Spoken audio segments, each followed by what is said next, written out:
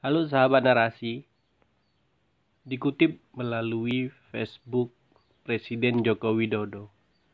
Presiden Republik Indonesia Joko Widodo telah mengucapkan selamat kepada Presiden terpilih Amerika Serikat, Joe Biden, dan pasangan wakil presiden.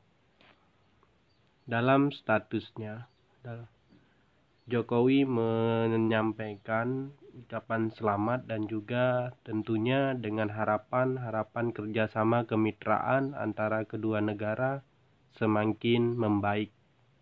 Nah, itu sekilas yang dapat saya baca atau saya pantau melalui akun Facebook Presiden Joko Widodo. Oke, terima kasih. Halo sahabat narasi, dikutip melalui Facebook Presiden Joko Widodo.